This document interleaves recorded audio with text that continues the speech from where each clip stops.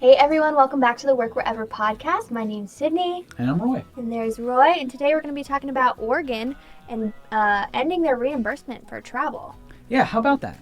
It's almost like we called this one, huh? Yeah. How about that? Stay tuned, guys. You gotta let it down, 'cause you can work wherever now.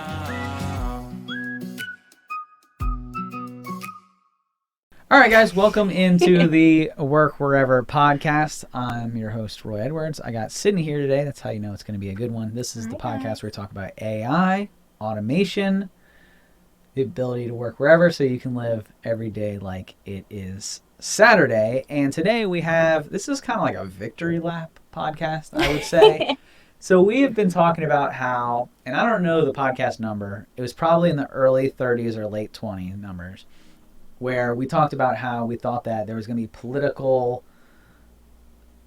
reasoning behind repopulating cities in downtown. Yeah, probably in the 20s. And we said that there's going to be some sort of benefit to organizations who bring back their employees.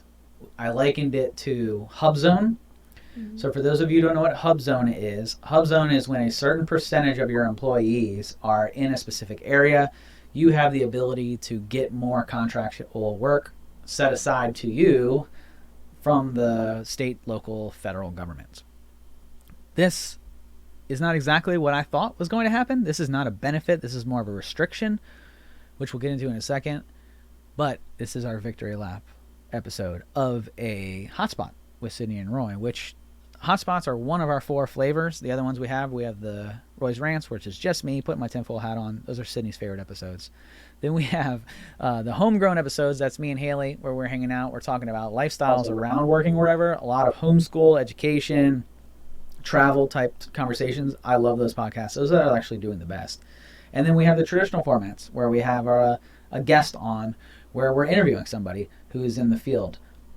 And those are the 4. Then this is the 4th, was a Hotspot, which is Sydney and I get together and we cruise through the internet and we pick out articles that we want to talk about and we chat about them. And so what's the article du jour? So the article that we're talking about today is going to be Oregon. So they are ending reimbursement for state workers who are remote, like driving to the office.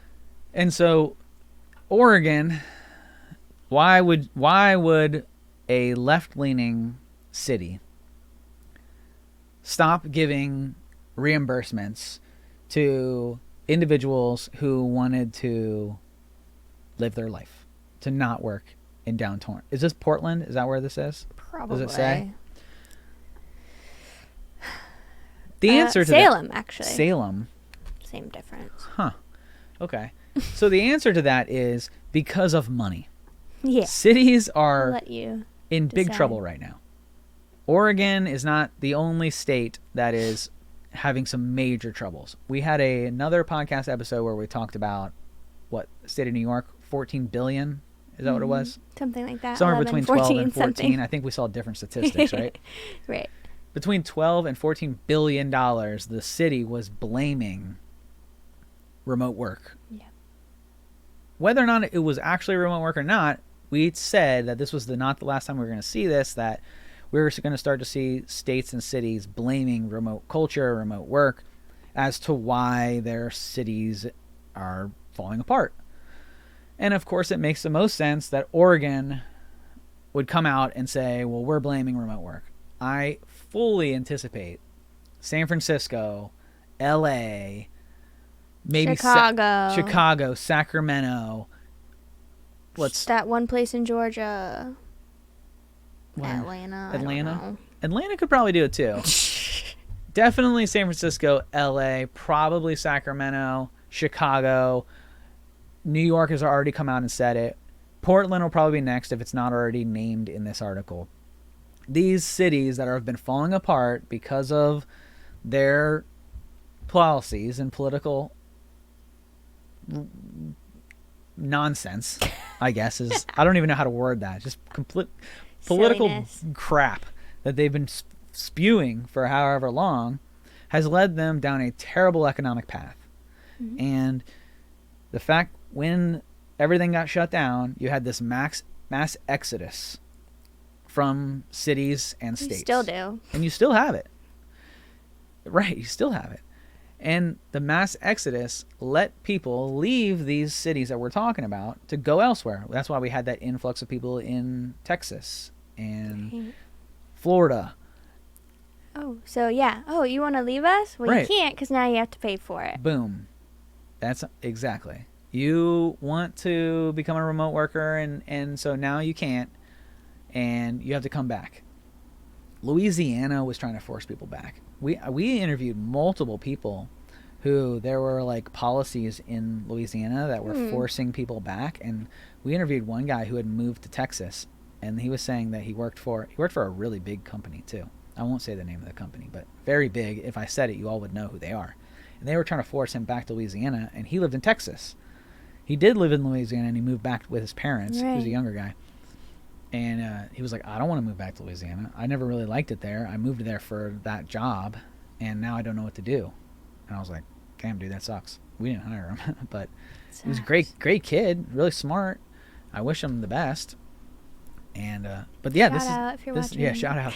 This is not the last time that we're going to hear this, but what does it say exactly? What the reinstated policy will end the pandemic era practice of reimbursing employees who work remotely, including those who work out of state, to travel to their offices starting September 1st. Travel reimbursements. Mm-hmm. Ah. Yeah. Which is a lot of gas. A lot. I tell you what, we had our meetup last week. Yeah.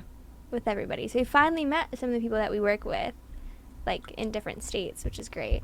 But I had to, like, drive into the city. Okay. To, like, meet you in the morning, and I was Did like, I am have to dive into the city? Well, yes, where we were meeting. At the house. That was not the city. Well, you count. I had to go through the city. Okay. And it sucked. It does. I did not miss it. Like, I texted them. I was like, I'm going to be, like, a few minutes late. Right. Like, I'm clearly not used to this anymore. Right. And when I was commuting before, I was going the opposite direction. That's true. So, like, I was never really used to it, but... Going into Tyson's... It was awful.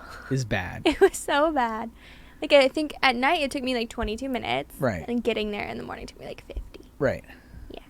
Yeah. That was...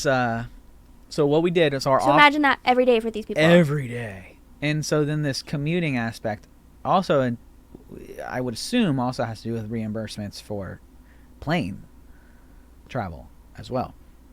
So basically what they're saying is, if you don't want to spend all this money, right, then move on back.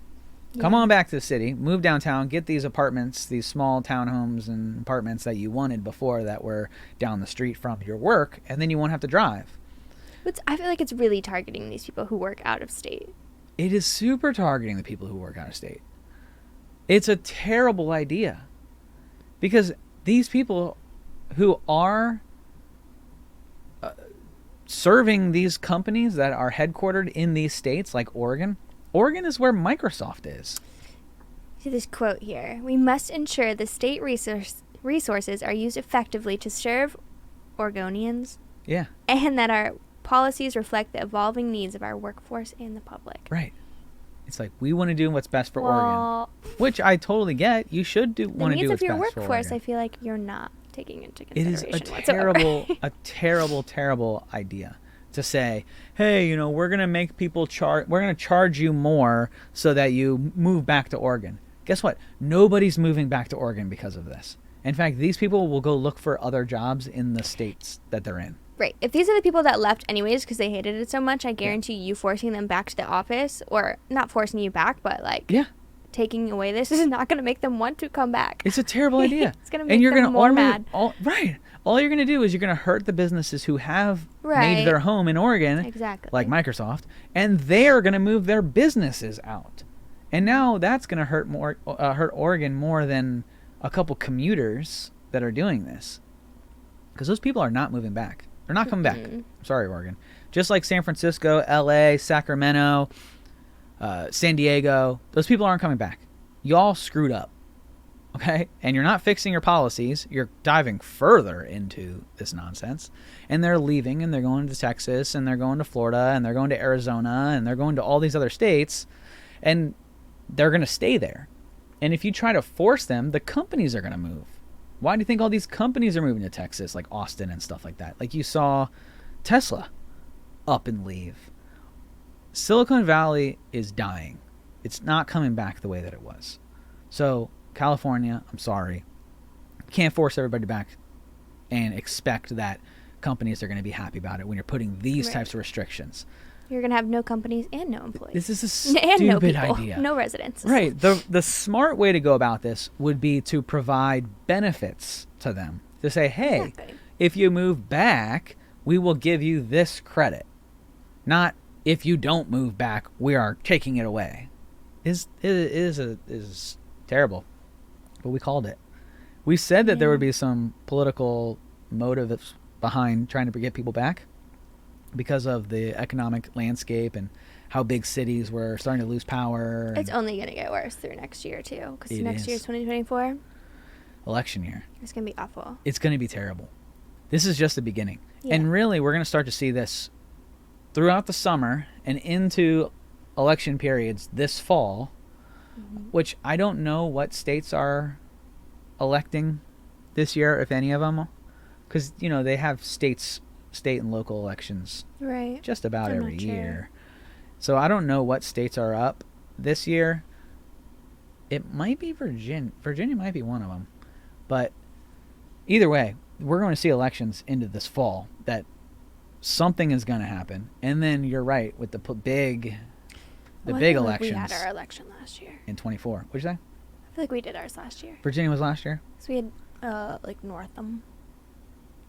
Okay, yes, but our governor election was 2 years ago. I have no clue. Yeah. Do you know who our governor is? Our governor right now? Yeah. Yeah, it's Youngkin. Glenn Youngkin. Yeah. Okay. He was 2 years ago, I think. So there are elections coming up in November. You know what? See when the next Oregon elections are.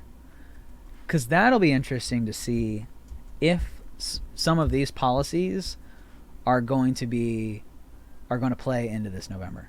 To see if this is just the beginning. Because I bet you I know that the economy around Oregon is probably... Local election, May 16th. Hold on. May 16th for local elections? In Oregon? Hold on. So, like, next month? Coming up? May, June. What they always happen in November, right? Yeah. Interesting. Election day. I mean, yeah, it's listed out as election day. They have an election. November 7th. November 7th of this year. Mm-hmm. I wonder what they're... I'm not sure. I wonder what they're doing. For what? Yeah. I bet you this is going to play into it, though. This is definitely not... This is just Oregon making the first move. But it's also like Oregon's Oregon. Oregon. Like, they're just...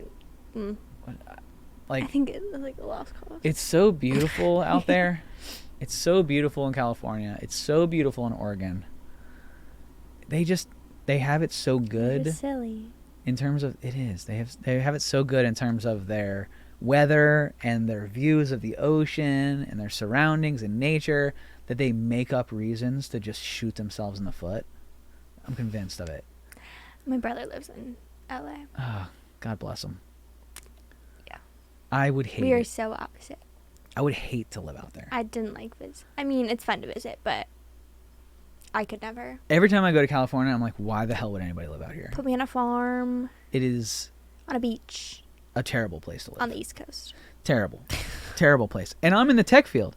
I'm a software engineer. I go out to San Francisco, like developer heaven startup out there, and I'm like, this is the worst place that I've ever been. Nobody wants to live out there. It is hell. It is rainy. It's just awful. And so then why would you try and force people to live into these crappy cities that you're trying to build up? It's not what's best for them. You're not trying to do what's best for the people. You're trying to line your pockets with tax money, and there's always this political money motive around it. And this political war on remote work and the work wherever culture is just going to get worse and worse and worse. I will say that here in Virginia, it's probably going to get better. Yeah, it is funny though, because you would think like in Oregon, like that their general population would be people like for remote work. That's why it makes no sense. It doesn't make any sense at all. It doesn't. It does not fit the populace. No. They're saying, and they know that because, hey, the whole idea is come live in, that you've seen the California all these progressive ads. places are people that like are all for remote work, work from home. Well, it doesn't. You're destroying your own user group. Right. It doesn't make any sense. And you're forcing your user group into red states where it's not as widely accepted. Mm-hmm. And so you're looking at a possibility of a political mind change. These people are leaving their blue utopias and heading into red country because of real life land and these are the people who live out in the red country typically, I don't mean to make sweeping generalizations, but typically they are more manufacturing, they're more blue collar, roll up your sleeve type people. And when you get out there and you're working wherever and you're in a cabin and you're like, holy crap, these people aren't as crazy as everybody said they were back in Blue Utopia. It's going to be interesting to see if some of these blue states become purple. You saw Virginia. Or they're just going to go. I don't think we'll see something go blue to red immediately. Just the same way I don't think we'll see get bluer.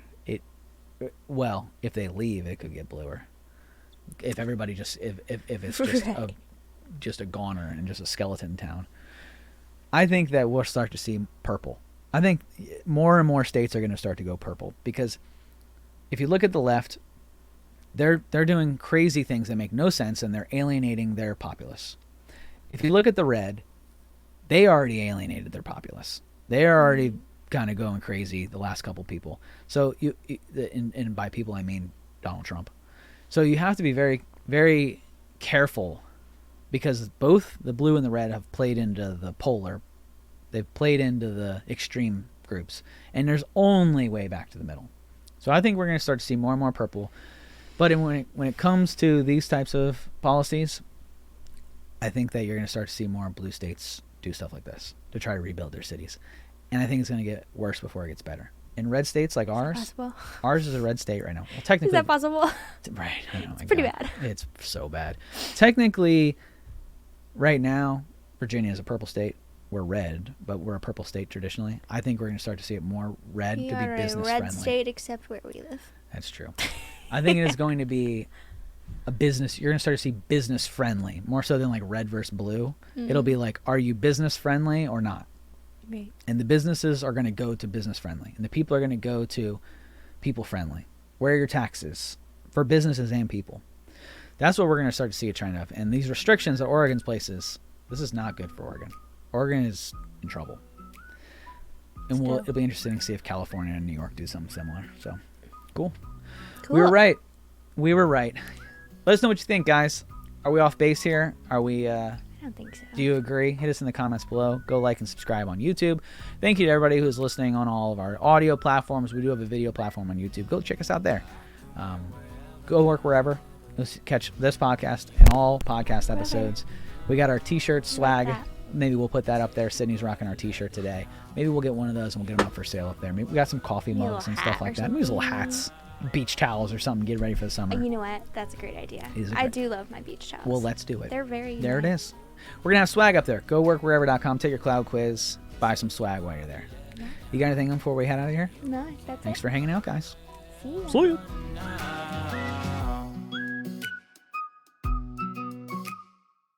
Hey there. Don't forget to hit that subscribe button and turn on notifications for all the latest videos from Capital Presence.